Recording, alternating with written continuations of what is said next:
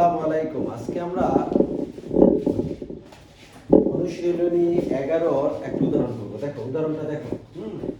যে দেখা আছে যে উদাহরণ 6 root over 1 plus x plus root over 1 minus x root over 1 plus x minus root over 1 minus x equal to p হলে প্রমাণ করো যে p square minus 2px plus 1 equal to 0।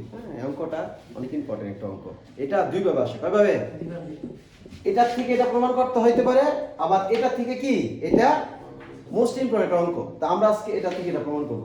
দেখো তো দেওয়া আছে, আমরা অঙ্কটা করব। দেওয়া আছে কি দেওয়া আছে তো হলো root over 1 plus x plus root over 1 minus x, তারপরে root over 1 plus x root over 1 minus x equal to p। এটা দেওয়া আছে। এটা কি এখানে আমরা যোজন বিয়োজন করব। কি যোজন বিয়োজন কিভাবে করে জানো না? শিখছো না? উপরেরটার সাথে নিচেরটা যোগ 1 plus x plus 1 minus x যোগ 1 plus x minus root over 1 minus x। এটা যোজন করলাম। কি করলাম? যোজন। এখন আমরা কি করব?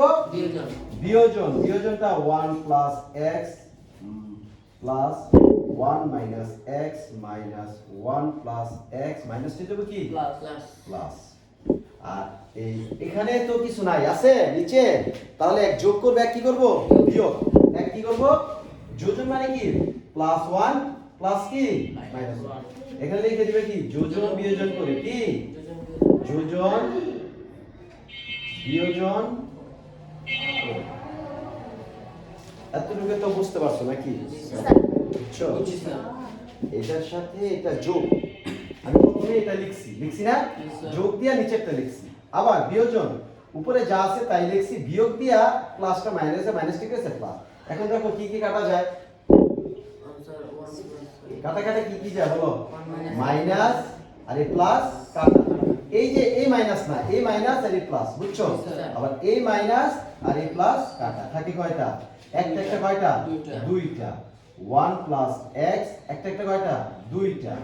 1 minus x। তাহলে এখানে কি থাকবে? p plus 1 p minus 1।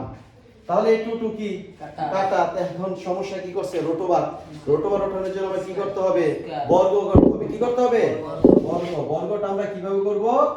root over 1 plus x root over 1 minus x তার হোল স্কয়ার। আর এটা হবে p plus 1 p minus 1 তার হোল স্কয়ার। উভয় পক্ষকে বর্গ করে পাই। কি পাই? উভয় পক্ষকে বর্গ করে পাই। তাহলে আমি যদি উভয় পক্ষকে বর্গ করে পাই, তাহলে কি রুট স্কয়ারে কি কাটা। রুট স্কয়ারে কি কাটা। 1 plus x নিচে কি থাকে 1 minus x। আর এখানে সূত্র বসবে কি a plus b তখন সূত্র কি a square plus 2ab plus b square. আবার a square minus 2ab plus b square. 2a মানে p আর 1 মানে b মানে 1। b মানে কি 1 লেখা লাগে না। 1 কি লেখা লাগে না। এখন আমরা আবার এটা কি করব?